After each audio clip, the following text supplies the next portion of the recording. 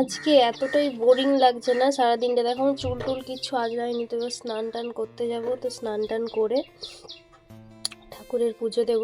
তো চলো, ওইদিকে দিদু সমস্ত কাজ বাজ করছে, এত খারাপ লাগছে। 1টা বাজছে, এখন উঠলাম, স্নানটা করি, দাদু চলে আসবে আবার দোকান থেকে, এসে নইলে বকা খেতে হবে। আজকে সকাল থেকে কোনো ভিডিওই আপলোড করিনি, ভেবেছিলাম আজকে কোনো ভিডিও আপলোডই করব না, তাও ভাবলাম যে একটা করি, যেহেতু যতটুকু ক্লিপ নেওয়া ছিল ততটুকুই আর কি তোমাদের সঙ্গে শেয়ার করি। আজকে সকাল থেকে কোনো কাজবাজি করিনি, স্নান টান করে ঠাকুর ঘরটা মুছে ঠাকুর বাসন ধুয়ে চলে এসেছি ঠাকুর ঘরে। আর ওইদিকে যা কাজকর্ম রয়েছে আমার ঠাকুমাই করছে। খারাপ লাগছে, নিজের যে বয়স্ক মানুষটা নিজের সমস্ত কাজ করছে, আমি ঘরে শুয়ে আছি, কিন্তু কিছু করার নেই। আমার দিদু আবার তার উপরে আমাকে বকা দিচ্ছে যে তোর শরীর খারাপ, চুপচাপ শুয়ে থাক, একদম রেস্ট নে, কোনো কাজবাজ করতে হবে না।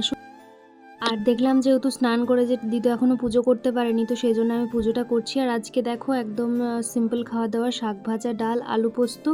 আর দাদু দোকান থেকে চলে এসেছে, তো 2 প্যাকেট মেরি বিস্কুট নিয়ে এসেছে, আর তার সঙ্গে একটা চানাচুরের প্যাকেট নিয়ে এসেছে।